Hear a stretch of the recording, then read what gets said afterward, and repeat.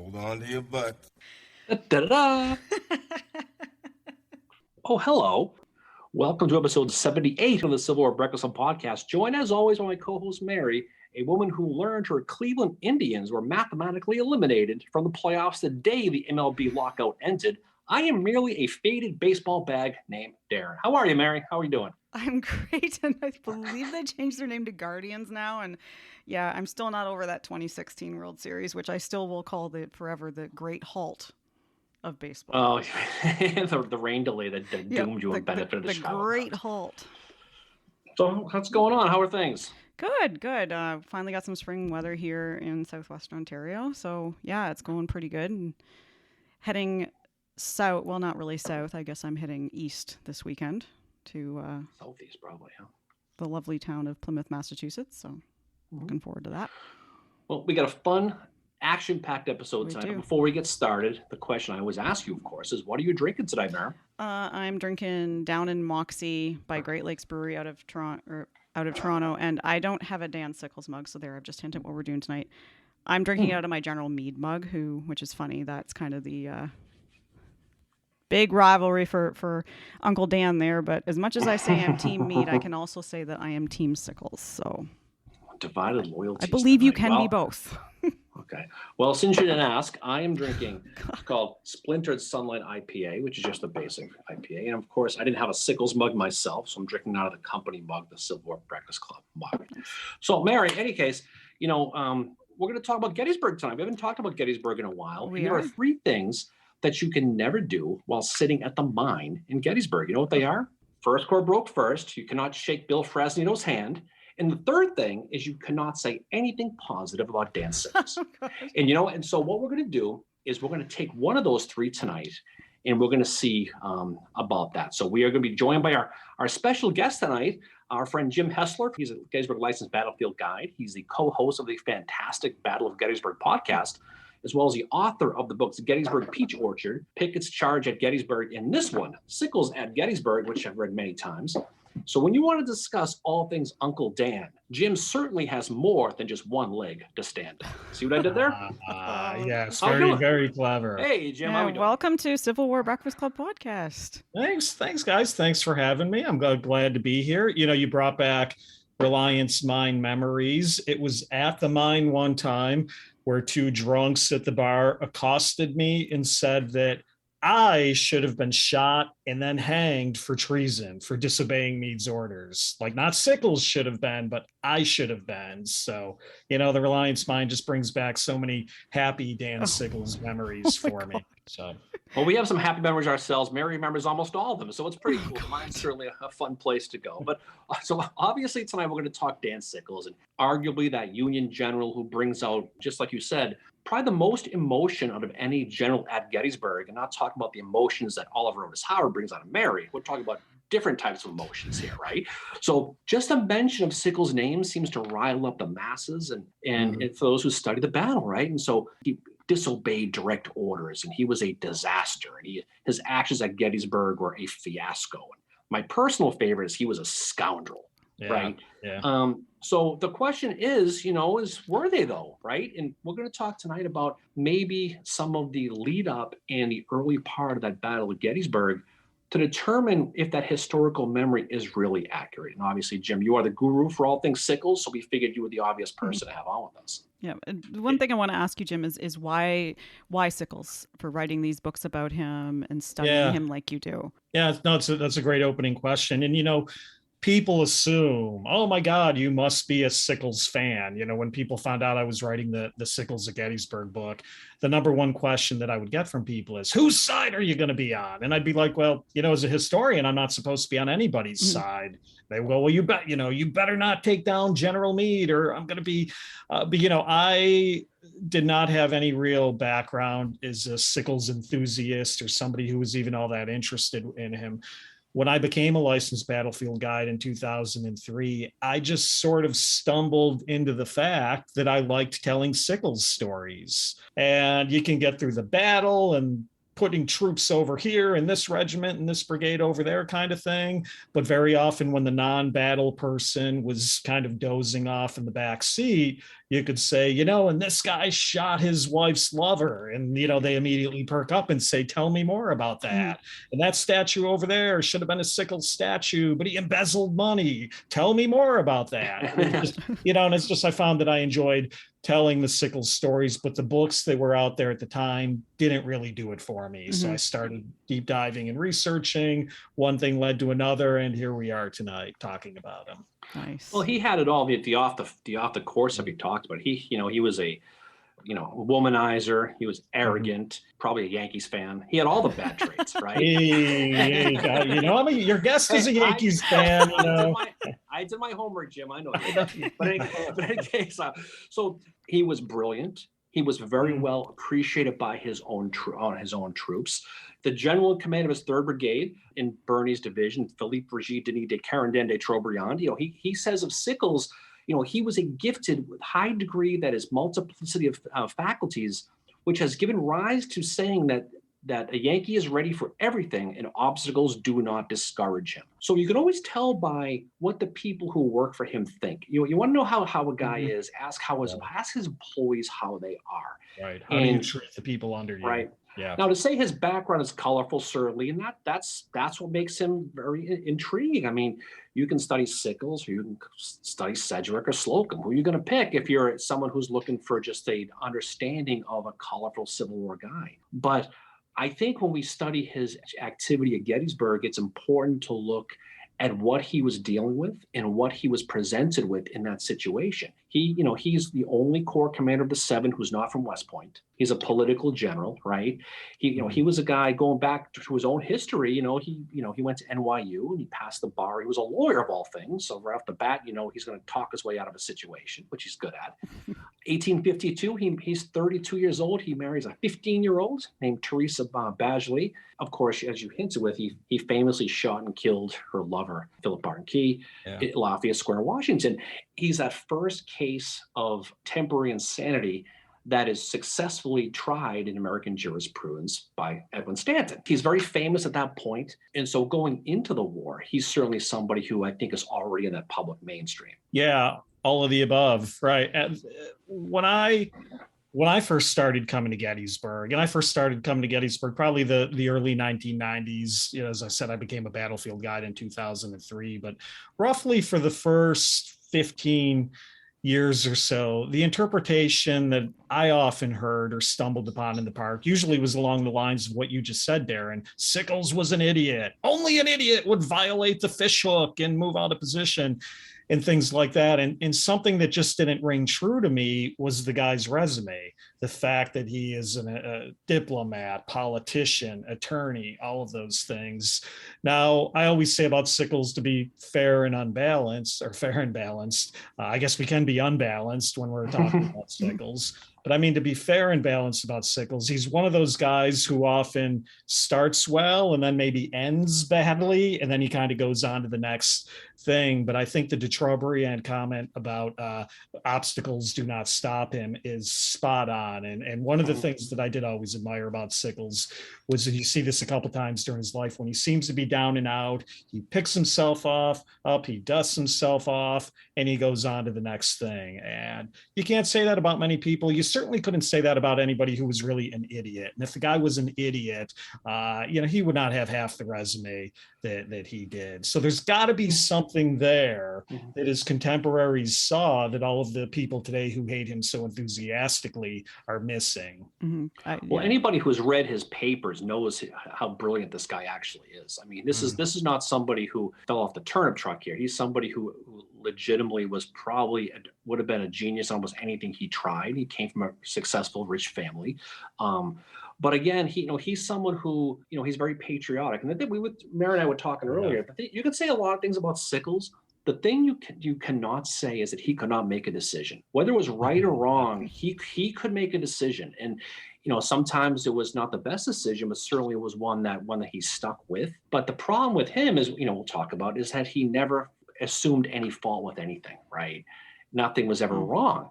Yeah. And so we'll get into that later on. But, he's going to raise his own brigade in New York City, and it's not recognized by the governor, Edwin Morgan.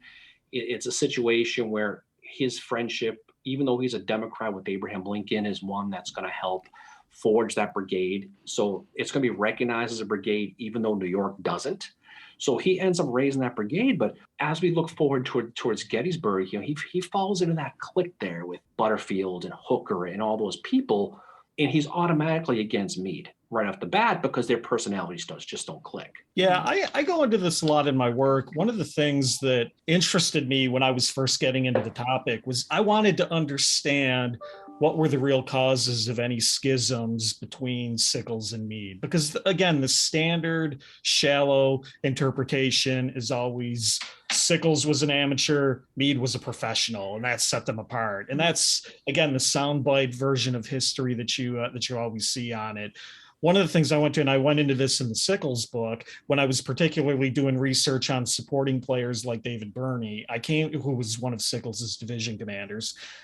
I came to an appreciation that I think really a lot of the Meade-Sickles issues started probably about at the time of the Battle of Fredericksburg. So we're talking late 1862. And Meade and Birney got into a dispute over whether or not Birney had adequately supported Meade during Meade's breakthrough at Fredericksburg. I mean, it's a great story. I love Fredericksburg. But they get into this personality dispute. Birney then is moving into sort of the Third Corps clique, which includes Sickles, and then is including Joe Hooker and Dan Butterfield. And one of the great comical, almost hilarious things that you see during that early winter of 1863 is this social circuit that Hooker and his boys are establishing at Army headquarters. All the generals are partying and they're drinking and they're going to balls and galas and weddings, and they're saying stuff like, where are we getting all these women from? Somehow they're finding all these women in camp. And then you have George Meade writing home to his wife saying things like, well, everyone was invited except me. I was the only general in camp who was not. I mean, it's sad. I can see Mary Condon. He's a Philadelphia guy. No one likes him. Yeah, nobody likes Philly guys. Problem being too, Bernie was a Philly guy too. But I always kind of liken it to almost like the cool kids at the cafeteria. There's the party clique, and then there's the engineers. Meade, Andrew Humphreys, Gouverneur Warren, there's guys like that. They're probably sitting at the lunch table, studying and reading their books, while Sickles and Hooker are getting all the women in that. So yeah, late 1862, early 1863, you sort of see the two of these guys going off on these very divergent paths, which of course is going to explode on July 2nd at Gettysburg. Mm-hmm. I think the other thing that factors into it too is the political general aspect. The political generals have to fight a little bit harder to make themselves respected and recognized. Black Jack Logan, political general, he's decent. Yep. He's a little bit of a loose cannon, which is, I think, why Sherman doesn't put him in command after McPherson gets killed at the Battle of Atlanta, which works out for O.O. Howard. I mean, there's my first Howard reference.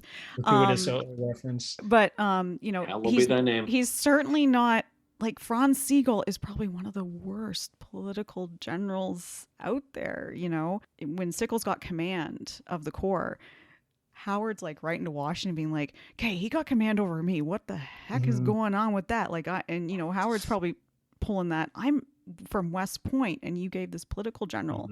So then that's when Howard ends up getting the 11th Corps. But I think that being a political general, somehow that's kind of a strike against him and somebody like the eyes of Meade as well.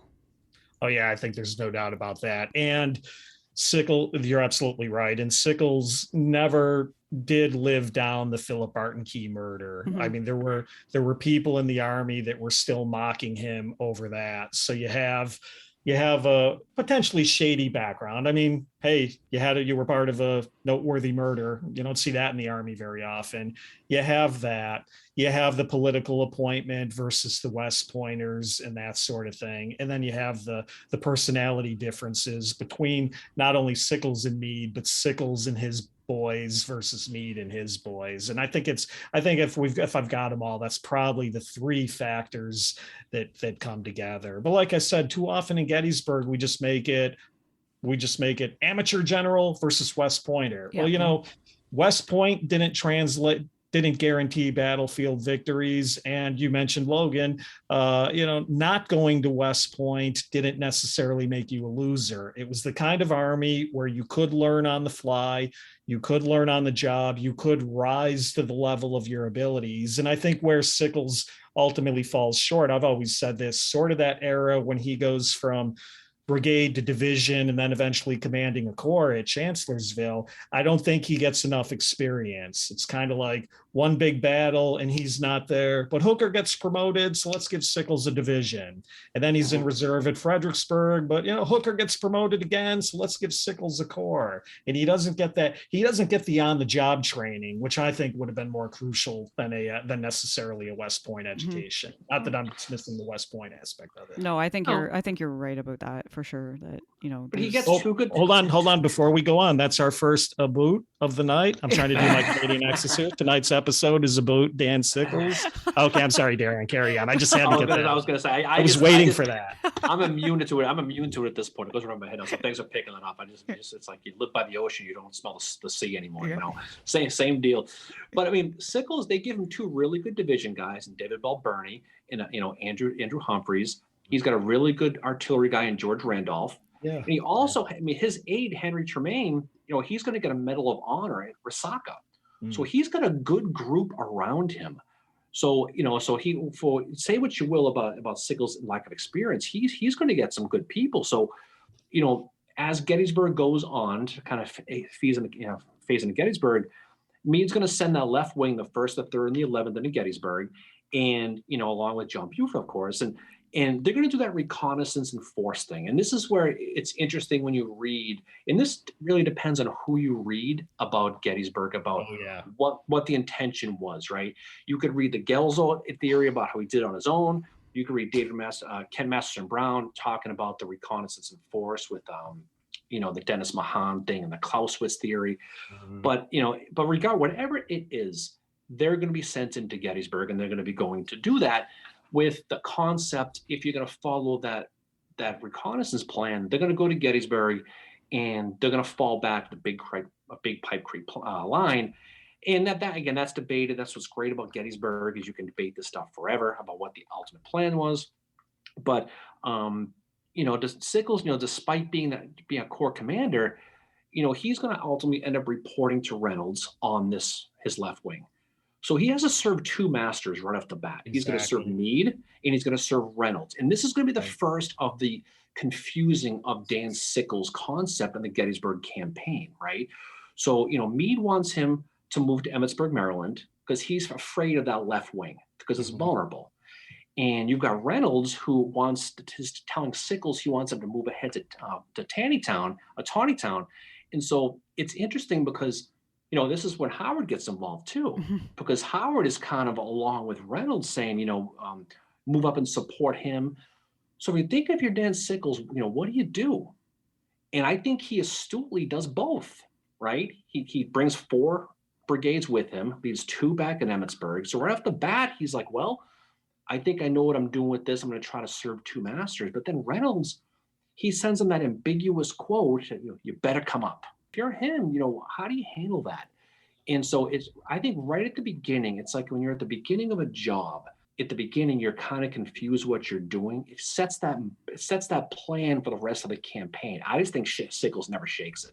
Yeah, I think, we covered a lot there, going from when Reynolds is placed in wing command up through the 30th and then up through July 1st. One of the things I think about Sickles that is counter to the way historians have always looked at Sickles at Gettysburg is, and I've heard colleagues say this, I've heard colleagues or Rangers or other folks interpret this on the field. Basically, and I heard somebody say to the effect once, Sickles told me to go to hell, because Sickles was the hot dog. He wanted to destroy the army. He was just going to do whatever Dan Sickles wanted to do, kind of thing. I think if you look at it, and you understand and appreciate the transition from Hooker to Meade. Hooker, Sickles' buddy. Sickles is very in at headquarters under Hooker. Meade, not a Sickles buddy. Sickles is very out at headquarters under Meade. I think what you actually have going on with Sickles at Gettysburg is, rather than overconfidence, I think Sickles is actually struggling with his confidence. And I think so. What you have, some of the examples you cited, what you have is literally serving two masters. Sometimes he's getting a dispatch from Meade. Sometimes he's getting a dispatch from Reynolds. He's like, I'm not sure which one I should do. And I think what he does do on July 1st is relatively prudent. As you said, ultimately, he does more or less come to the sound of the guns, although he agonizes over it for a couple of hours because of this uncertainty, which, as you guys know, leaves O.O. Howard kind of hanging on the battlefield there, waiting for Sickles or Slocum Yeah, of the 12th Corps to come up. Yeah, he's up in the Faunastock house, right? Yeah, and Howard's waiting for somebody to come up. But it's this idea, I think, that Sickles is not overconfident.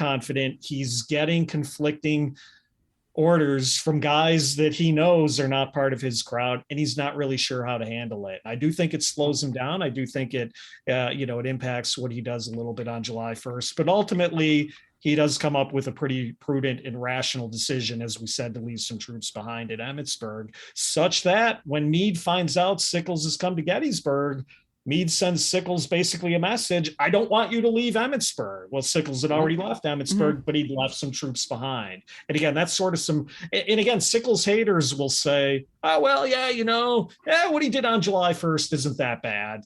So it's like, okay, 24 hours later, I can't stand the son of a bitch. He's crazy and trying to destroy the army.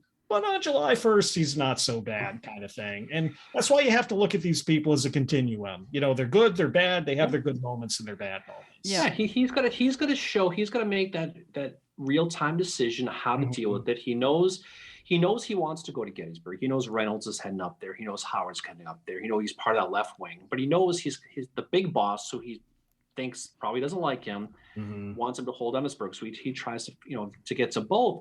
He does get there quick. He beats Slocum and the rest. There's that story where he gets to Gettysburg and he runs into Howard, right? And Howard has that quote where according to Tremaine, he says, "Here you are, General, always reliable and always first."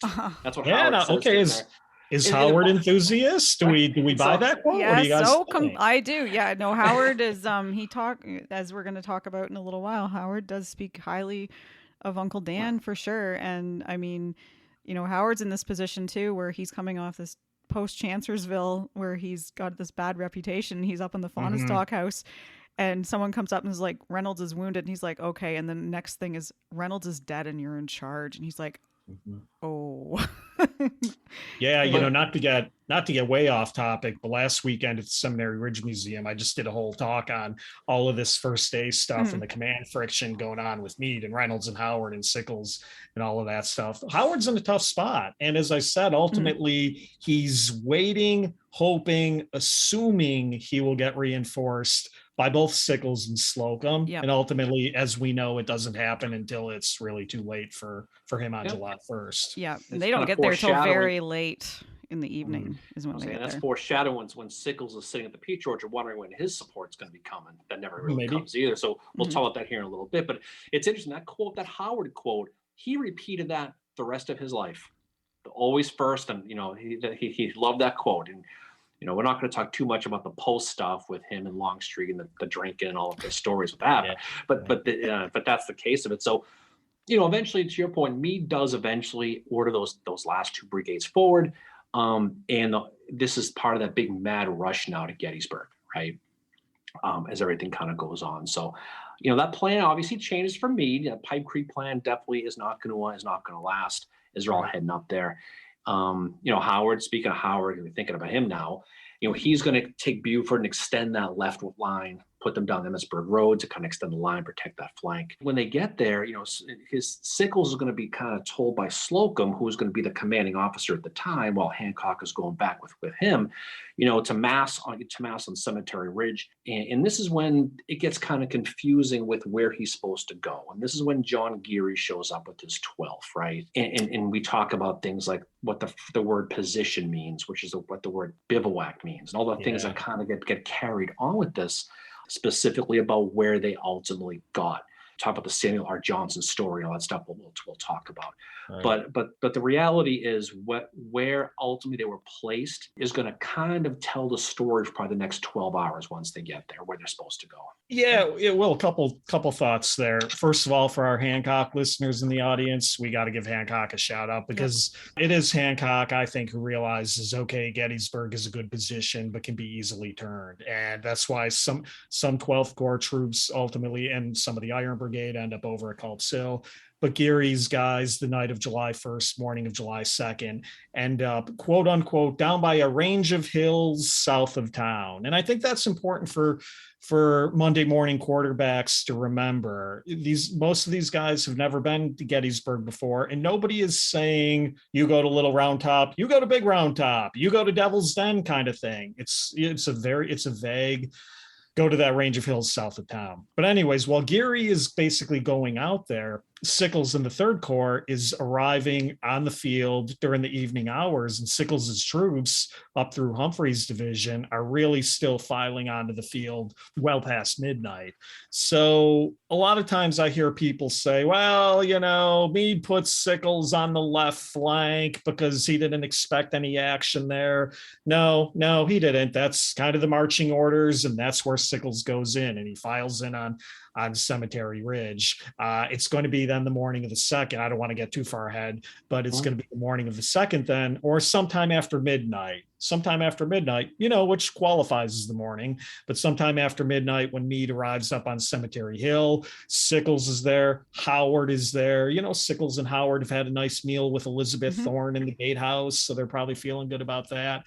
But Meade arrives at some point during those morning hours, gives Sickles verbal instructions, verbal orders, which have become the heart of so much controversy. Well, that's where it brings up the William Payne story and the Payne map story, right? Yeah. So you figure, and this is one of those debated things. And that's what's, like we said, what's great about this is whether it's true or not, it's one of the stories you got to talk about it. So figure between 2 and 4 in the morning, so you're talking early hours, that early dawn time of July 2nd, William Payne is going to go out with Meade, and they're going to reconnoiter the field. He is going to draw a map that is again debated whether or not it's authentic, but if you look at it, and it depends on who you talk to, okay, it does tell, if you believe in it, where Meade intended his corps to go. And if you look at the map, for one, it's very realistic as far as the terrain. It's got a couple of things wrong. It's got Longstreet in the middle, which he wasn't there yet, so he had Confederate positions. But it does show the roads. It does show the elevations, because they were going with the Adams County map is all they had coming in. So you have those elevations.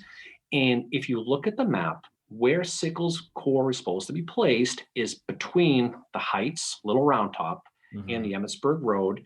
And then you've got supposed to be the 6th Corps to their left, which is going to change. So if you're looking at that map, and if you do believe that that was the instructions that Meade gave to his corps commanders around 5 o'clock in the morning on that 2nd, you can see where the confusion with Sickles is going to plug in if you believe the map. If you put a gun to my head and made me choose, I would probably not believe the existing Payne map. The Payne map clearly existed at the time. The reconnaissance with Payne and Meade and all those other guys clearly happened. If you put a gun to my head and it forced me to choose, I think the existing Payne map, which has been reprinted in Gettysburg Magazine and some other places over the years, I think New York Historical Society might be where it currently is. But anyways, I think the one that's used today is, in my opinion, probably a post-war invention. But, there's some smart people like Chuck Teague and that who would disagree with me on that. As you say, it's one of those debatable things. I think, though, the thing is, as far as the confusion, if you go into how Meade describes the orders to Sickles. Now, I'm a big Kent Masterson Brown fan. Kent and I are friends. He called my Sickles book splendid in Meade at Gettysburg, and then he took a little bit of a shot at one of my conclusions. I think his Meade at Gettysburg is a seminal work on it. I'm going to take a little bit of a shot, though, at one of his conclusions, because he sort of portrays it as Meade grabbing Sickles by the arm, pointing to Little Round Top and saying, I want your troops placed on that summit. that is, in my opinion, a liberal interpretation of the historical record. How Meade described his orders to Sickles, I think, is best represented by how Meade described it during his sworn testimony in 1864 for the Committee on the Conduct of the War. And I won't go into those orders yet because I don't want to get too far ahead of ourselves here. So I'll pause. Right. So again, this brings up that nebulous area, that gray area, right? So, so at the end of the day, they're going to end up trying to place these guys. Now, whether or not Geary's 12th, whether they got wasn't called Little Round Top then, but that the hill there, whether it was Patterson, Swisher Hill, whether it was wherever it was probably west of Tawnytown Road, but wherever it was, there's question about where they were supposed to go, right? And and what else does not get a lot of discussion at this point about Meade is his mindset, because you mentioned the 1864 conduct of war thing. And he talks a lot about how a lot of his intention was he didn't know if he was going to be offensive or defensive at Gettysburg at this point. Right. And that is a huge factor as we look at the placement of where Sickles ultimately goes at the Peach Orchard, because if you're firing an offensive attack, and we're going to talk about that because there's that report where he said he was going to, we'll jump ahead to his war conference that he has on the 2nd later, but if you're going to launch an offensive attack, you're going to launch it from the left side. It's going to be from the Peach Orchard. And we'll talk about that. So if you're not sure if you're going offensive or defensive and you're getting wishy-washy messages and you're already coming into the town kind of unsure of what's going on, it puts you in a tough spot. And there's no question that all this stuff is playing on Sickles' mind, even though he never admits it. And that's the problem. Yeah, I think there's a lot of things playing on Sickles' mind. Obviously, there's the Chancellorsville effect. People will always point to Hazel Grove at Chancellorsville. Sickles is trying to avoid Hazel Grove.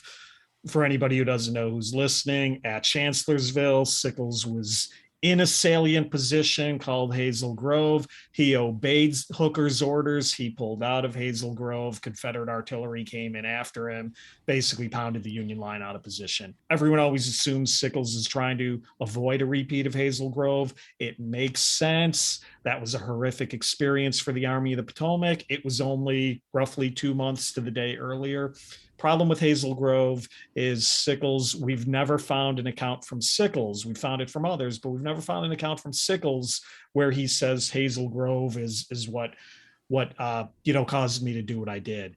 Chancellorsville is playing on Sickles' mind in what he often talks about. And remember, folks, the guy lives for another 50 years. He gives a lot of interviews, speeches, all that stuff. What he always says when he talks about Chancellorsville is the idea of basically not being another Howard, being on the flank, having the enemy come pouncing out of the woods on me. I wanted to get out of the hole I was in and get out towards the commanding ground. That's one thing that's playing on him. We talked about him being on the outs with headquarters. That's two things playing on him. Last but not least, and I want to pause here because I want to make sure no one watching or listening thinks we're making excuses for Sickles. I'll be happy to render what I think my final judgment is on Sickles at the end of this. But to the point of, Darren, you used the word making it understandable.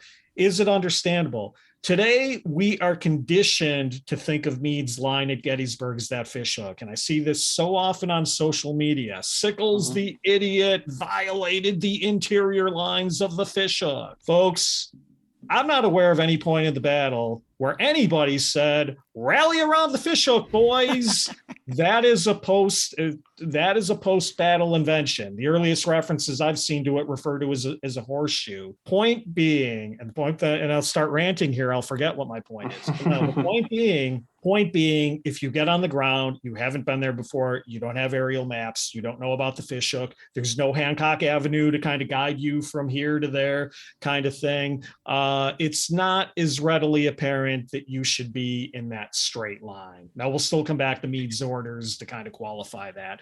But I think confusion with all of these factors, a fraction of which we only talked about, is confusion is, in my opinion, understandable. Disagree with me, disagree with Darren, disagree with Mary. I think it's understandable. You can even make an argument that the fishhook didn't even exist at the beginning of that July 2nd. No, it was when they say, right. I mean, the impression was they had this firm fishhook set up from Culp's Hill all the way down. They don't realize that again, go back to that pain map. If you're going to believe that, the end of the Union line is anchored near Emmitsburg Road. Right. It's not Right. anchored on a little round top. So if you're going to, depending on how you follow it, the fish hook's not really a thing until the end of the second anyway, when they get pushed back anyway. Yeah. And so the impression is they had this firm line, elbow to elbow, right? Exactly. And then he just said, YOLO, I'm going for it. The hell with it. I'm going for Exactly. it. Exactly. And I think that's the problem. Sorry to interrupt you, Mary. I know you're going to say something. No worries. Howard being in his head, I think, is definitely the case, because Howard in his memoirs does defend Sickles with what he does. He said Sickles' position was questioned. It was outside of the natural line from Ziegler's Grove to the Round Tops. But as there was no cavalry there and no masses of other troops to protect his left, it was fortunate circumstances that Sickles had pushed out as he did, simply that it gained time for General Meade and secured Round Tops against capture. So Howard is, he's thrown a little bit of shade at Hooker there, I think, for, basically like, well, remember what happened to me? But I think that, Howard is looking at what happens to Sickles after, how his reputation, like how he's blamed for this, and thinking, okay, I understand what this guy is going through, and I'm going to say, I know why he did what he did because of what he saw. And a lot of times when people would support Sickles in the post-war years, critics will say, oh, they're being influenced by Sickles's whiskey and his cigars and his hookers and all of that stuff. Folks, would Oliver Howard be influenced by any of that stuff? I rest my case. Nope. I don't think he would. I think he definitely looked at what happened and was like, yeah, this is what he's trying to do with this. Yeah, I mean, and just look how it goes on. So the night of the 1st of July 1st, you've got Meade telling Sedgwick, I intend to make a vigorous attack on the enemy. So he's telling other corps commanders that he's still thinking offense. He's going to tell Halleck in Washington he will attack if he thinks he has a reasonable chance of success. So the night of the 1st, he's thinking he's given the incentive, the images there that he's going to be doing an offense. So then when it turns into the 2nd is when everything kind of gets messed up. So early in the morning, you've got Captain George Meade, the son of right. Yeah. He's going to go check on that Sickles position to find, and he's going to let him know a couple things. One, where General Meade's headquarters is located, because you got to know where that is. And he also wants to find out if Sickles' guys are in position. Now, again, this position, he means ready to go, ready to fight, versus, sitting there in camp, which they were. As a matter of fact, when Captain Meade got there, Sickles is sleeping. He's still in bed when he gets there. So he wakes up with, his pillow head, his bed head there, was trouble gets out of bed.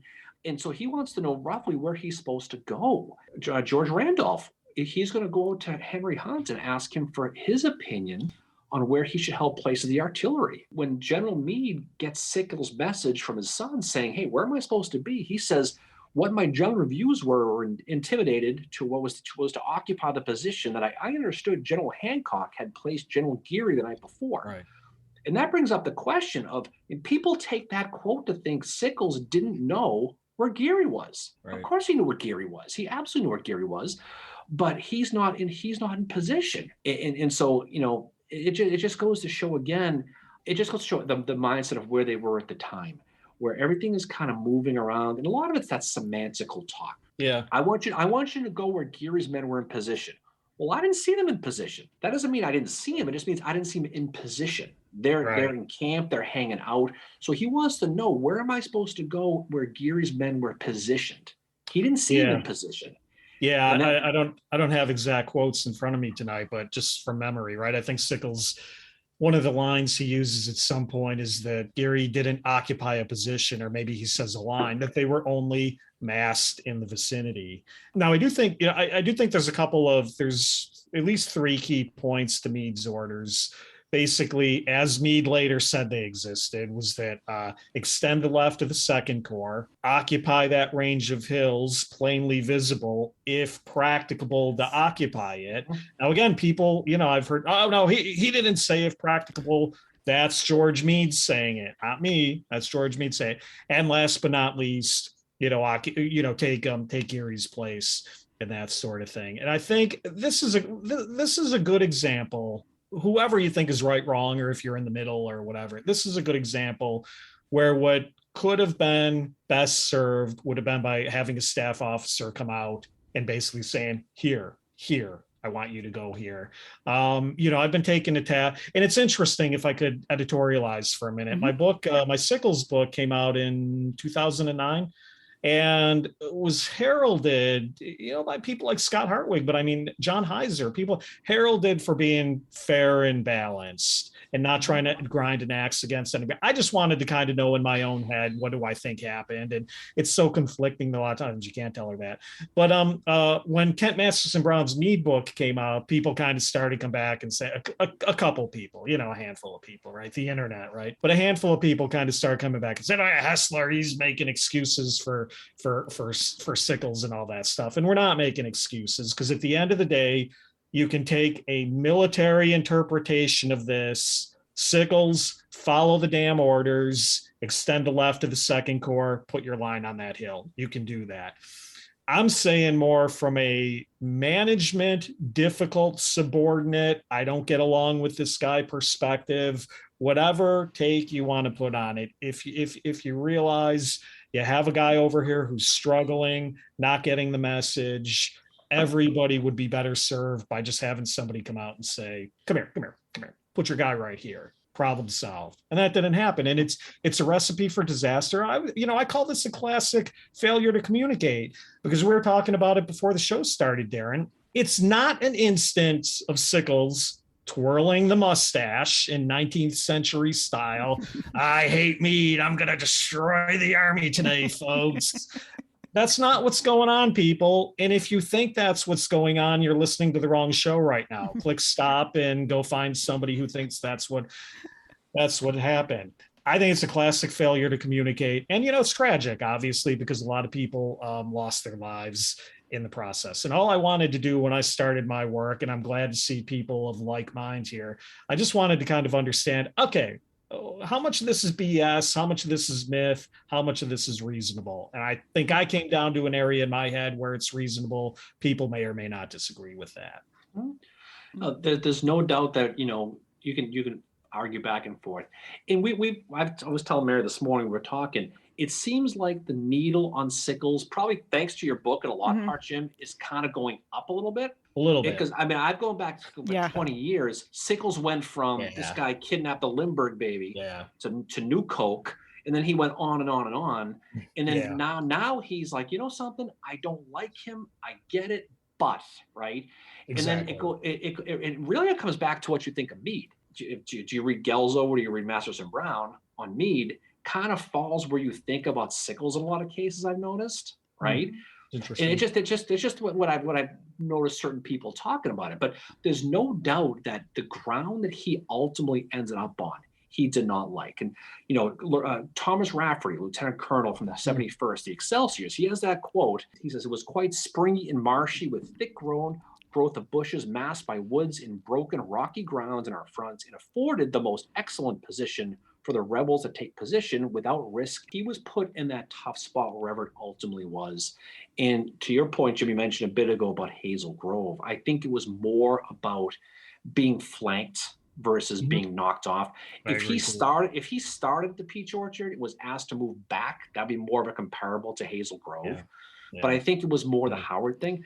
But regardless, whatever position they were on, George Randolph admitted with Henry Hunt that was not a place that it was an unfavorable place for artillery. And it was low ground. Yeah. Sickles refers to it in some correspondence with Henry Hunt later on. It's in the Batchelder papers. I wanted to get out of my hole. That's why we often call it Sickles' hole. Now, again, I do want to be balanced here. We can get on the field and go through this interpretation, and somebody will point at that big hill, little round top on our left and say, yeah, but if you're up on that hill, you can see the enemy coming. There's no easy answer for that. There's no account that has Sickles and his staff going up on little round top and saying, well, hey, pretty good view. Let's put everybody here kind of thing. And that's certainly a flaw in any pro Sickles argument that anybody's going to make. It's fascinating today. everybody seems to be coming out of the woodwork saying, no, Little Round Top isn't important. It's not important. Yet Sickles made a catastrophic mistake for not positioning his troops up here. And again, it's like, wait a minute, is it important or not? And what it is important as, Little Round Top is important, if nothing else, other than obviously having a barrier to anchor your flank.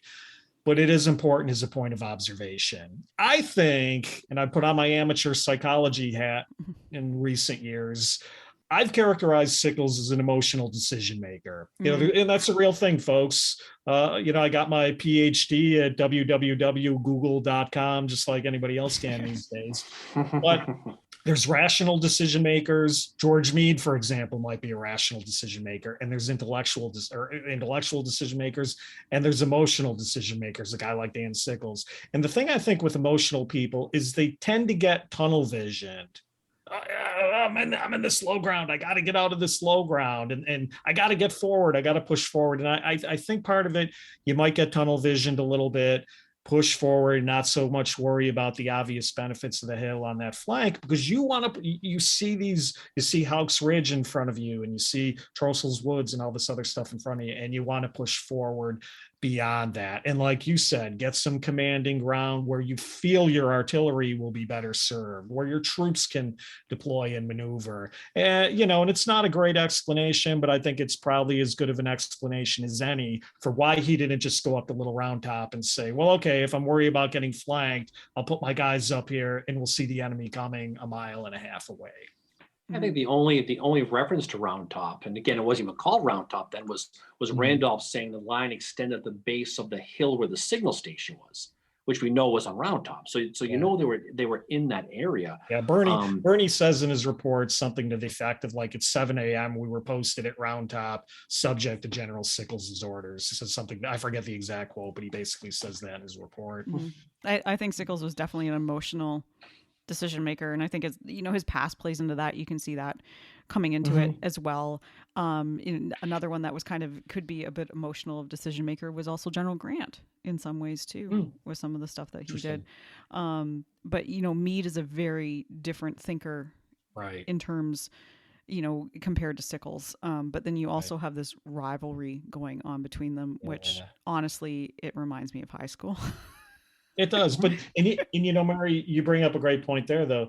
That's where the training comes in. The engineer, which Meade is going to think of things in one way. You know, the cigar chomping politician from New York City, I got to take, you know, I'm here to smoke cigars and kick ass, and I'm all out of cigars kind of thing, right? He's going to quote unquote take action and move forward. And where, again, maybe if Sickles had been more of the trained West Pointer, I don't think, frankly, that would have helped or hindered him in battlefield tactics. But a trained West Pointer might have said, well, you know, okay, I can use this ground here, and been more of an engineer by training. And I think that might be an area where the lack of West Point might have hurt him. And I think both ways of thinking have their place on the battlefield too, because, you know, I mean, getting forward, not meaning to jump ahead too much, but I think, you know, Sickles' decision does have benefits to the AOP.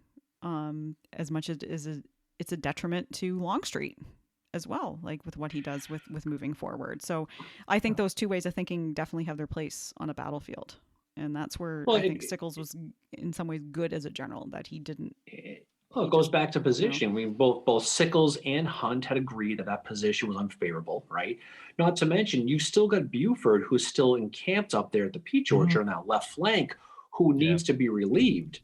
So one of the things Sickles is going to have to do is move Charles Graham up there to relieve him, right? So he's going to be going up to that Peach Orchard. But again, he's still thinking, okay, I can move Graham up there because I know I'm getting support on my left at some point. And I think that was in his head the whole time. I think the clock was, his head was running. And we'll talk about the recon he does with Berdan and the third main guys here in a bit. But, you know, I think Sickles thought all along he was going to get relieved or get supported. I think it just seems that was the one constant I thought going as I always think about Sickles. You know, the 6th ends up being late. They're supposed to come down the Tawnytown Road. They got to come from a different direction. That's why the 6th is going to be on the left, because they're going to come right in and just set right up.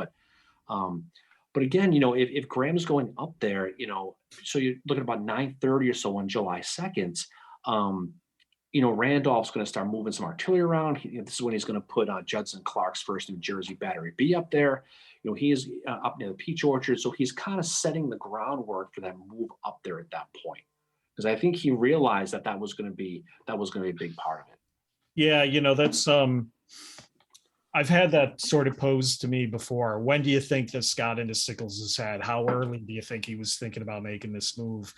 And that sort of thing. And what we should remember too is he's got skirmishers out along the Emmitsburg Road, really from the night of the evening of the 1st, when they get up on the battlefield. He's got skirmishers running Emmitsburg Road, Sherfy Farm, and then kind of up the road to connect with other skirmishers.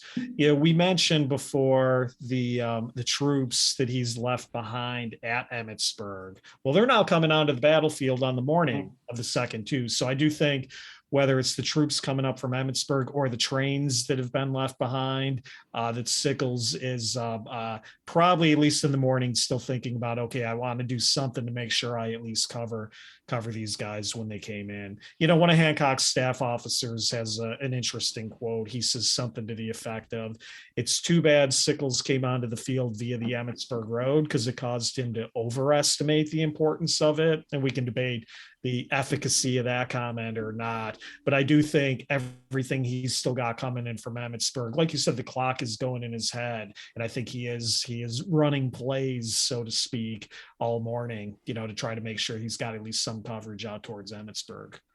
Yeah, and he knows that, he knows that something's going on in his front. About 10 o'clock in the morning, he's going to send Hiram Burdan out there with those 1st and 2nd U.S. sharpshooters to recon that position. He'll go out to where the amphitheater is out there, and he'll run into Cadmus Wilcox, the great Cadmus Wilcox, I call him, one of my favorite names ever, back in Anderson's division. So he knows they're out there. And I think once Sickles realizes that he has troops in his front, I think the anxiety, that the pucker effect, as you like to call it, is going to start to work and is going to start working for him. Buford is going to ultimately get relieved by Graham. He'll leave Kayla's battery behind, the ones from the first day. And he's going to try to strengthen that line. But the thing about it, though, is while this is going on, and this is what I think a lot of people want to understand, is while this is all going on, Tremaine, his aide, is beating a path back and forth to the Leicester house. He goes 5 times total from Sickles' line back to the headquarters just to try to get an idea of what's going on, to report to Meade, what's happening. Meade is going to respond basically by sending another one of his top aides, got him Edward Shriver, to kind of inspect those lines at this point, not just a third, but all of them. But, Sickles is hanging around out there trying to get clarification on what's going on. Yeah. He's sending his best aide back and forth. And by all accounts, whenever Tremaine goes to see Meade either is too busy for him or is focused on different things. But I think it leads to that frustration that keeps building for Sickles. Yeah, I think that's right. I think the one thing, going back to the Sickles told Meade to go to hell analogy, Sickles got 11:30 by 11:30 in the morning. Sickles himself goes to headquarters and basically requests assistance in posting the troops. So if you're going to say Sickles is just going to do whatever the hell he wants to do, he doesn't care what Meade says, he doesn't care what headquarters says, you're going to have to explain to my satisfaction, and nobody ever has. Then if that's the case, why do you go to headquarters and say, look, can you come out and help me? Can you come out and help me? And, as we know how the story goes, Meade is preoccupied. Okay, commanding gent. And again, somebody said to me one time, well, did you expect Grant to walk around the field with all of his subordinates and post troops? No. But in this case, Meade is too preoccupied. Can Warren, the chief engineer, go? Yeah. Preoccupied.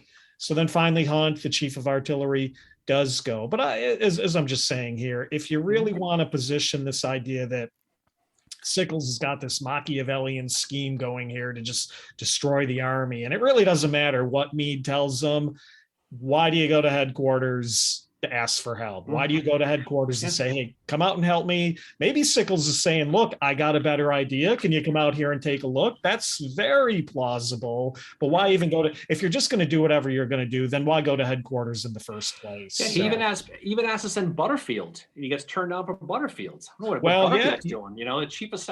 If you say, can I have Warren? No. Can I have Butterfield? No. He's like, well, can I have Hunt again? Oh, okay, I guess I'll reluctantly send you Hunt again. And so, he does. And again, Sickles, first thing he's going to ask Hunt is, do you know what this guy's planning on doing? Are we still playing D? Are we going to go offense? Hunt goes, I don't know. I have no idea what his plans are. And the funny part about it is, you mentioned the Joint Conduct of the War Committee. He says afterwards in '64 that he was planning on attacking from the left. He does from the Petrie. So if that's the case, I know it's a lot of Monday morning quarterbacking, but if you're Sickles and you're saying, I don't know what's going on, you find out that he says that Meade messes Washington on the second, saying that if not attacked, I will attack. Mm-hmm. Well, that would have been good information to know. And to your point, Jim, it's not for lack of effort. He sends Tremaine back over and over again. He goes himself to find out what the deal is. Right. And you hear things about Meade, how he was sleep deprivation and all that stuff, and whatever it was. I think he was probably having too many balls in the air to deal with Sickles at that point. Yeah, I think and that's fair. And that's not a slight on Meade. I mean, you're in the big chair, you're the big boss. You got to worry about. God knows what Howard's doing. He's probably running up and down the street. Oh my God. Running from butterflies or something. But whatever it is he's got a lot going on. But Sickles, he's going to ultimately ask Hunt for permission to set that full lineup. And Hunt's like, well, I don't have the authority, So right. He's like, I can't help you out. But what we'll do is, we'll find out what the deal is. Sickles will send that second recon mission out. He'll send those third Maine guys out now under what's his name, Moses Lakeman, to go back out to those woods. And this is when they get in that skirmish with Wilcox, and about 12 to 15 guys get casualties. It goes on for about 20 minutes, half hour. But again, you're Sickles.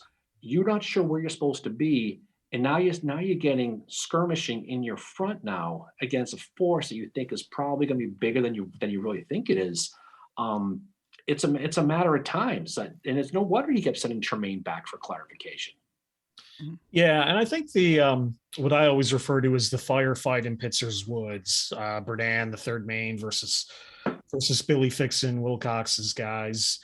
It's a combination of factors. The firefight in Pitzer's Woods, which again informs Sickles and Birney and others in the Third Corps High Command that yes, those woods are occupied with Confederate enemy forces, and the enemy forces appear to be moving this way. Now, again, we know in hindsight, Wilcox is not part of Longstreet's forces, but they don't know that at the time. They see a woods full of a couple regiments of gray guys, and the firefight in Pitzer's Woods is not a minor, couple guys popping off rounds at each other. It's a pretty spirited skirmish. So you got that going on. That would seem to reinforce, my front is vulnerable. They're coming this way. You touched on a little bit about Buford's removal. Buford was supposed to be replaced at headquarters, probably by somebody from David M. Gregg's division. Mm-hmm. Pleasanton kind of screws that up. They don't get anybody over to Gregg to replace Buford until it's too late. But again, the net message is, well, great. This is how we're referring to my concerns about my front. We're removing my cavalry screen. So enemy in the woods, cavalry screen. Again, you've got the emotional play clock going in your head all morning. Headquarters isn't taking me seriously. And I do think headquarters is taking him seriously, but it doesn't matter what I think. What does Dan Sickles think? Dan Sickles thinks headquarters is not taking him seriously. And again, you put all that together and I got to act. Let's go. Move out, boys. Yep. Headquarters isn't going to solve this for me. I got to do it. I think that's what's going through. Yeah. And I think a big part of it, or not a big, I shouldn't say a big part of it, but part of it too, it gets back to Chancellorsville. Like, I don't want this to go how it went before. I need to make a decision, and I've got to do it now, or else this could turn out to be very, very bad. And I don't want to be Howard again. I yeah, don't want to be that guy. yeah, I can't imagine, like, that's probably in everybody at like all the commanders' Yeah. heads is, I don't want to be that guy right now. And Sickles recognizes like, oh, I could be in this position to do that. And like, yeah, Meade's got a lot going on. But of course, when Sickles does not get the answers that, when he's like, can someone come down and help me out? He's looking for something there to make sure he's, it's like, I don't want to make a mistake, but at the same time, it's like, if nobody's going to give me a direct answer, I got to take charge here. Yeah, and that goes back to what I said at the outset. The confidence factor, is it Sickles being overconfident, or is there a little bit lacking of confidence? Yep. And it goes back to what I said before. I think there's actually a little bit of, like you said, I don't want to make that mistake. Come on out and take a look. Yep. Now, again, in fairness, Hunt allegedly says, okay, if rebels are in those woods, I would not occupy this position. And Sickles kind of does the opposite. Rebels are in the woods, so he does occupy the position, which, again, we know the outcome of it and all of that stuff. So there may, again, be a little bit of a headstrong kind of, well, I'm gonna kind of do this at this point anyways, because the ball is already opened. It's too late, and I got to take this position before the enemy does. Yeah. You could tell at some point he's starting to think about, because he knows he has to connect with the round tops and try to connect to the second corps. And he tries to he plugs the gaps with artillery. He stretches his lines as long as he can. He makes it as far as Devil's Den with John Henry Hobart Ward. Right. But again, he knows that he's not going to be able to really fill this line. And again, I think by 2:00 that day, the second, I think he's still expecting support to come up for him. I think he was. And I think, there's those reports that Sykes was not too keen about sending a brigade up. And, there's that rumor that, I don't believe it, but they were stopping making coffee and lighting fires and all that stuff, which I don't think is true. Right, but I think he felt that I will send a brigade if it's absolutely necessary, but I don't want to. And I think that was the message he probably had, because he didn't seem too keen on it. And I think, as I keep mentioning, Tremaine keep going back and forth to that headquarters to find out. Eventually, Tremaine finally, he goes back and says, can you just at least give us some more artillery then? If you're not going to send us any guys. And then, Meade has that quote, generals are always expecting an attack in their front. You always want more artillery, And again, this is according to Tremaine, which is you have the phrase according to Sickles is a very common phrase, with a lot of this stuff. But again, there's reports that Tremaine felt that he was being ignored. He was getting frustrated. But Meade does send the artillery, though, and he does authorize John Caldwell from Hancock's Corps, the 1st Division, to go. He does authorize them if necessary to go. But I think the lack of clear orders is now you're talking maybe 2:00, 3:00 in the afternoon now, and I think Sickles is still saying, can I just please have some clear orders? Because he hasn't had a clear order yet, even going back to Tawnytown. That's true.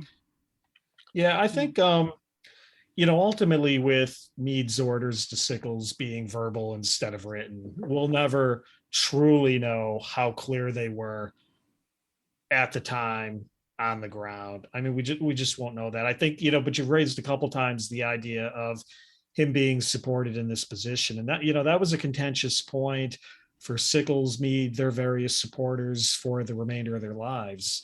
Even Division Commander Andrew Humphreys, who, if anybody does not know, Andrew Humphreys is a Meade man. Andrew Humphreys is not a Sickles man. Humphreys is a Meade man. Even Humphreys seems to imply that, I was told when I moved out here I would be supported, sort of thing. So that idea of being supported, how much support were we going to get, was a bone of contention with these guys, really for the remainder of their lives. The cynic in the audience will say, Sickles basically said, and Sickles later on, I think Sickles later on did realize that he screwed up.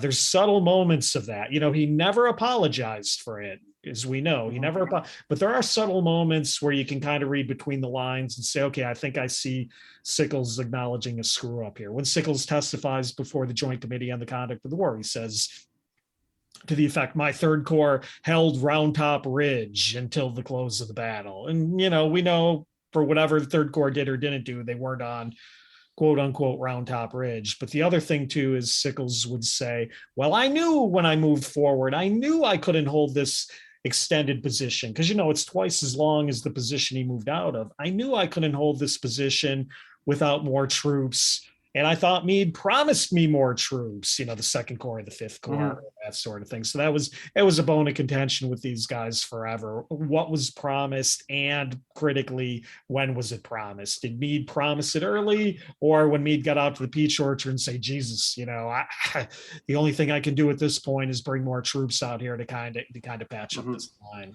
Well, he also said he thought he knew Longstreet was coming, which I don't think he did. Right, I don't think he could possibly know that. That's a classic 2020 hindsight. Well, I knew Longstreet was coming. That's why I moved out there. And that gets extended to, and I grabbed Longstreet and I held him by the throat and I kept the army in Gettysburg. It just gets, which is one of the things that whether you love Sickles or hate him, it makes it interesting to watch him now kind of spin this story completely out of control as the years go by. Mm-hmm. But 3 o'clock, they have that war council. And I think it's a war council. Not everybody realizes. They always think of the war council being the nighttime one, with a picture with Meade with the big bug eyes and the drawing there, where he's like glaring at somebody in the picture. But the 3 o'clock one is the one that's interesting, because this is the one where Meade, he blows that conch shell and says, all my corps commanders, I need you, come hither. And Sickles blows it off. He says to me, he's just too busy. I ain't coming. Yeah. And he sends an aide out to go find him and says, go tell Sickles to get over here. And this is the time where, according to Payne, we mentioned him earlier, where Meade lost his mind in anger when he found out that Sickles said he was too busy to come. And so it kind of goes, the point of that 3 p.m. war council, was this the meeting where they were going to talk about doing an offensive on the left side that Sickles presumptually would lead, since he was there and he wasn't there to even hear about the mission, right? Mm-hmm. Is that part of it? Was that why he was so mad? And so, because if you're in the belief that he was going to go on an offensive assault from that left side, where it likely would have been, he would have probably had Sickles either leading it or one of the guys up front. And he wasn't even there to hear the meeting. So if that's the case, but whatever the case was, he tells Sickles, he sends an aide, says, tell Sickles to come here or he's fired. You're done. He sends him, this is the end of the line. You better get here. So, and this is when he tells Sickles is going to leave. He's going to tell his artillery chief to, keep an eye out for the Rebs, and that's what's going to happen. So Randolph, this is that story where Randolph will, as Sickles is going back to the headquarters, is when the cannons start. And this is Randolph's cannon firing at Evander Law's Alabamans, who are starting to come across the Emmitsburg Road now, right? And when Sickles, he's told not to dismount, and Meade's going to jump on Pleasant and his horse by mistake, or because it's not saddled, and goes riding off. And really, this is good. This is going to be the first time, really, that I think anyway, that Meade gives him direct orders. When they get out there and they get there and he finds out where Sickles' position is, and there's that famous story of, Sickles, what have you done? Well, I was told I could adjust my line. I told you not to march on Richmond, all those stories. But when he places Brewster and Carr along the Emmitsburg Road and says, here's where I want you guys to go, really that's the first clear order he's gotten the entire day. Well, I think I'm going to back up for a minute. I think the 3 o'clock conference is interesting. And I don't personally think Meade was going to elaborate on plans to attack at the 3 o'clock conference. We never know. But what's always been interesting of the 3 o'clock conference to me was how much Meade downplayed its existence later. He doesn't really mention it in his report. He doesn't really mention it in his testimony. And what he tends to say later is to the effect of, I was out inspecting the left and I found out General Sickles was out of position. Well, no, actually you'd called the meeting of all the corps commanders. As you said, Sickles doesn't want to come. Warren, though, in the meantime, has gone up to check on these reports that the Third Corps is out of position, and finds out that the Third Corps is in fact out of position. So that's always, that's more of my take on the 3 o'clock meeting. But beyond that, look, I mean, Meade gets out there, and whether you think it's Meade's first clear order to Sickles of the day, whether or not you agree with that, what is instructive is it's clearly the first time today that Meade has been on the ground on his left flank. Mm-hmm. And whether you want to debate whether the orders are clear, and people can debate whether or not the orders are clear, there's no debating the fact that this is Meade's first visit to the left flank in daylight during the Battle of Gettysburg. And again, what it's almost disastrous that doesn't occur until, after 3:00 in the afternoon on July 2nd, with Longstreet about to get into position, boom, with the artillery about to start, and all of that stuff going on. It has an unintended consequence of forcing me to take a look at the left flank, because up to that point, he doesn't think that's where the action is going to be. And whether you like Sickles or not, you agree with the move, you disagree with the move. One thing that is undeniable, Longstreet has lost any element of surprise at this point. I mean, if you're hoping for a Jackson-like surprise, pounce out of the woods kind of thing, that ain't happening, because by this point, Sickles and all of his red alerts and the recon in Pitzer's Woods and all that stuff, and now Meade kind of having to come out to examine Sickles's position, all has one net effect. No more element of surprise for Longstreet. Yep. The attack is about to land on the Union left. Doesn't give Meade a lot of time to prepare, because his left is not in the position he wants it to be in. And look, folks, again, I don't want people to think we're making excuses for Sickles. Offensive, defensive, whatever style of decision maker, Meade commands the army. The final decision is his. And so what this does force me to do, unfortunately, is not enough time to maybe prepare the defense that he might have preferred to fight in. And, the game is on.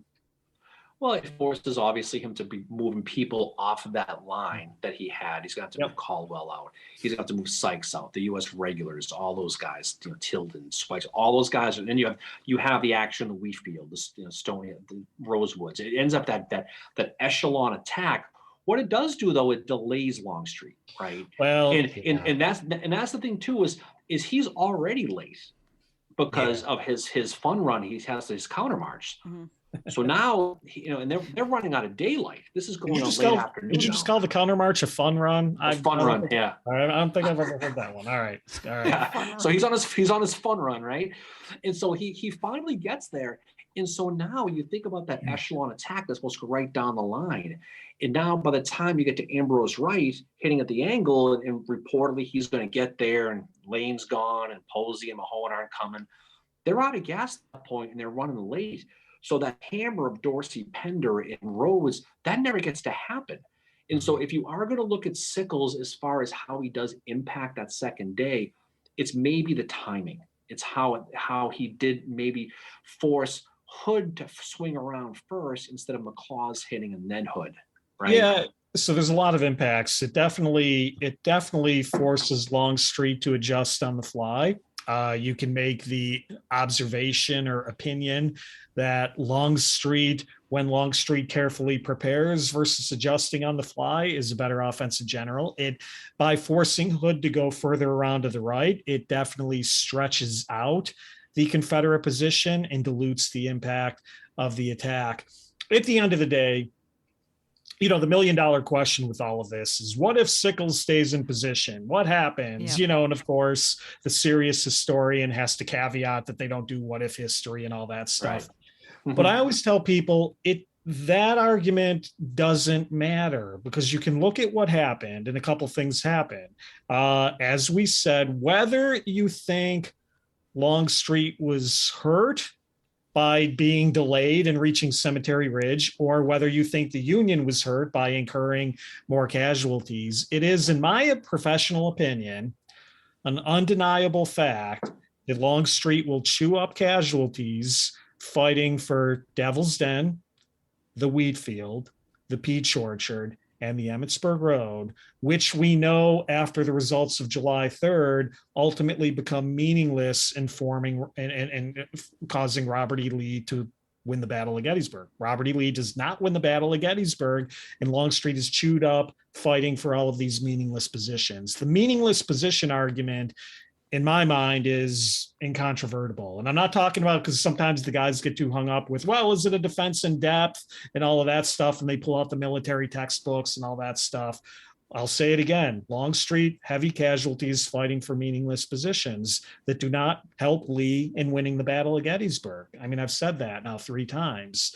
So from that point of view, whether or not Sickles helped the Union cause, whether or not Sickles hurt the Union cause, Sickles's move did not cause the Union Army to lose the Battle of Gettysburg. The Union Army still wins, maybe in the nick of time, but they still win. Hood and McLaws are basically shot up in the process of it. That is the actual result of Sickles's move forward. It is. Whether or not it created more numeric casualties in the Union Army can be debated, but at the end of the day, Union Army of the Potomac's a bigger army. I hate to be cold about it, but they can afford to lose higher numbers than Hood and McLaws can. Well, they end up having to fight 3 hours in a 26-acre wheat field, with George Rose's wheat fields. Back and forth with 5th Corps, 3rd Corps, 2nd Corps, 5th Corps again. It goes back and forth. Exactly. And they all end up where they started. And what that does result, of course, is it does create that 3rd day that Pickett's charge would not have been necessary if they were able to roll right through that. So, well, yeah, I just, you brought up Pickett's charge. That's been a throughput in all of my works. So when I did the Sickles book, then Wayne and I did the Pickett book, and then Britt and I did the Peach Orchard book.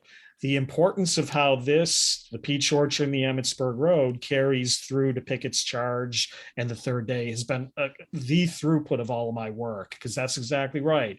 Lee captures the Peach Orchard. He captures the Emmitsburg Road. It convinces him. It encourages him to continue the assault on July 3rd. And again, we know what the outcome is of that. Not favorable to Robert E. Lee. Yeah, it forces him to make that march. And people can debate that, whatever. It depends on who you talk to about that. But it ultimately, it's a result of the failed day. And I think you brought up a good point. Sickles may not have won it, but he didn't lose it, right? No. And the question, you kind of alluded to it a bit ago, is if he stayed in that position and they were able to pivot down the Emmitsburg Road and try to roll up that Union line, how is that going to play out? How would that have been any different? Because it assumes, for one, you're exposing your right flank to the entire Union line all the way down, right?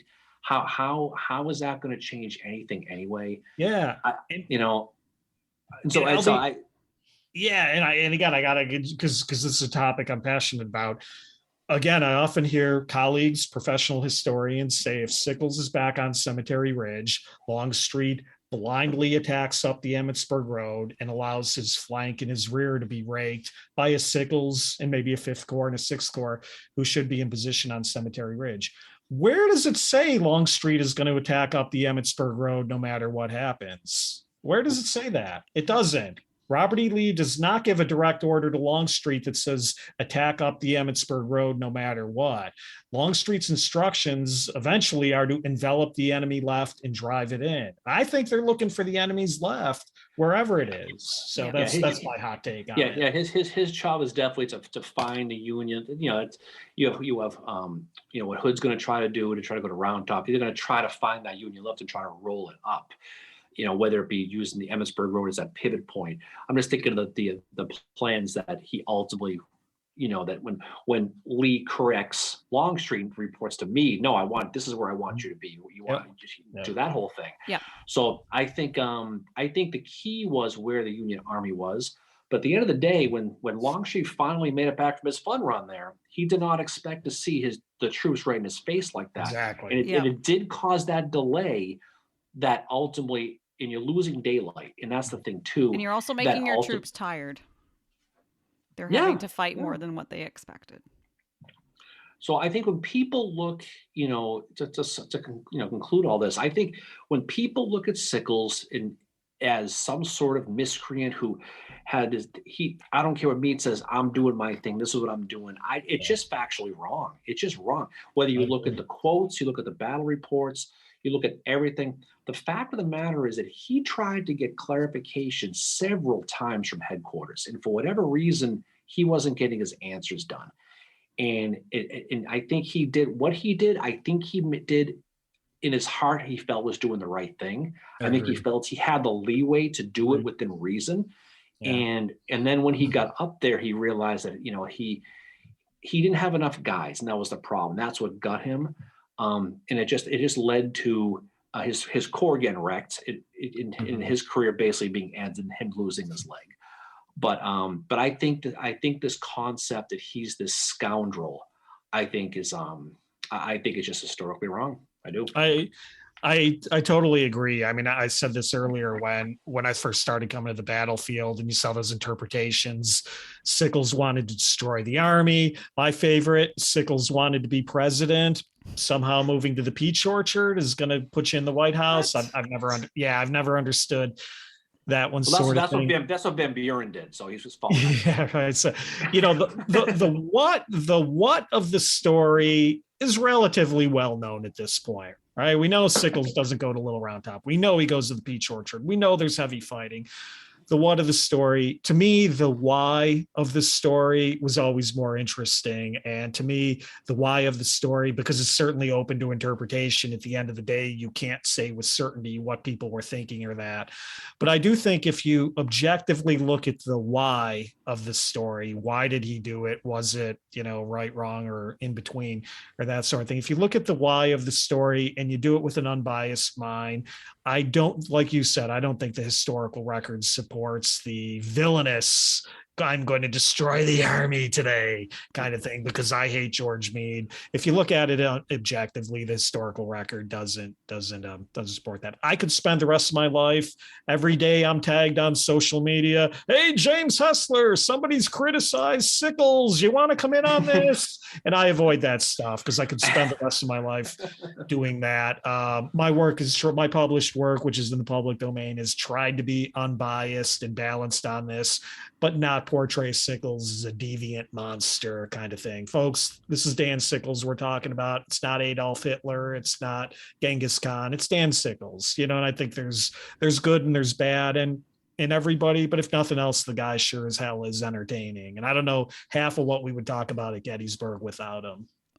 I would agree. And as somebody who's the general I love to study is, he kind of goes through the same thing. His historical record is not good. And I mean, I'm just kind of starting out on my journey with trying to, I don't know, I don't want to say just say that there's more to Howard than Chancellorsville, that, there's a lot to him that is very, all I hear is like, oh, he ran or he runs 11th Corps. And it's like, there's more than that to him. So I think he like Sickles and Howard seem kind of like kindred spirits in that way. That I'm glad you said that, because I forgot to mention that, because I admire the devotion that you have to Howard. Now I'm personally not a Howard enthusiast. I hate when we say fan with history. But what I admire about you and your devotion to Howard, and we always say this on our podcast, the easiest thing in the world is to say, well, I'm a Gettysburg expert. John Buford was a great general. George Meade is overlooked. Hancock was superb. Those are all cliches. The hardest part with history is taking the challenging people and trying to say, okay, they have whether it's Dan Sickles, who's just challenging from start to finish, or Howard, who has issues with his military, taking these challenging people and trying to unwind and unpack the story. That's the hard part, people. And so I give you a lot of respect for what you're all doing with Howard. Thank you. Yeah, we definitely try to show him in a, just show he's not perfect. He made his mistakes, but he's more than, he goes on to the Western Theater to, he wins at Ezra Church and all that, and he's on the March to the Sea. And, doing this episode with Sickles, like I saw a lot more, I'm like, wow, these two are kind of polar opposites in their personalities, but there's a lot there. And you have Howard in his memoirs, he's defending Sickles and saying, I understand. And I get it. I'm sensing the next book here. Dan Sickles and Oliver Howard. Parallel lives. We got to put Gettysburg in the title. So the parallel lives of two Gettysburg warriors. All I can think about is the old Odd Couple TV show. Right. Sickles comes home Sickles and Howard. with some girl. Howard's there going, another one? Seriously, Dan? But I think it's great. But anyway, so I think we can drop it up here. I think we can go on and on all night about Sickles. Yeah, we could, right. He did a lot of great stuff at the battlefield afterwards, and never even mentioned Mrs. Wilmerding. So I guess there's only so much we're gonna have fun with that. Yeah. But suffice it to say, he is a colorful guy pre during, and post Civil War. And what's great about history is you can study them. You don't have to like them, but you can study them and you can be fascinated by them, and you get to make your opinion and you get to make your own decision. The secret is to read as much as you can. I highly suggest reading your book. I think it's the best book ever written on him. I think it's I've read it many times, and it's a fascinating, because it's one of the few books I agree with just about everything. Because I'm like, when you talk about Sickles, we mentioned that before, it's that negative thing. I'm like, I never thought that. And I read this, I'm like, wow, it's another one. This is really, really good. I'm not the only one. So read, question what you read, and try to make up your own decisions, and go from there. So like we said, Mary, he has 2 legs to stand on. I knew he did. He does. And Jim, do you have any final words? No, I just want to say thank you again for making tonight's episode a boot Dan Sickles. I got to work on that Canadian accent. I grew up in Buffalo. A boot. I'll get it back. So, thanks for having me. Oh, you're welcome. Well, thank you very much for your time tonight and for that discussion. It was awesome, and glad we were able to talk about Uncle Dan tonight in I think in a little bit more of a positive light than what he. I think so. I hope people listen to this will sit there and say, you know what? Maybe I'll just check it out. Maybe I'll read Jim's book. Maybe I'll have a little bit of an open mind. I may not like the guy, but maybe I can at least understand. Maybe there was more to it than everything I heard on on the internet. Yeah, and let me just say, as somebody who is Team Mead, I am totally Team Sickles on what he does on July the 2nd. I do understand why, and I don't think he deserves a lot of the criticisms that he gets. He doesn't. He does not. So Mary, what's coming up for us? What's new? What's next? So we will be having our trivia night, our roundtable on the 23rd. So Wednesday night at 6:00 via Zoom. If you would like to sign up for that, info@civilwarbreakfastclub.com. We will be taking that weekend off from an episode, but still doing our Facebook Live. But we will be back with you the first weekend of April for our part 2 of female soldiers and spies in the Civil War. And then we will be doing an episode on Shiloh, which we are calling Shiloh 2.0. Part 2, the search for Curly's gold. Yep. We're going to have fun with Shiloh once again.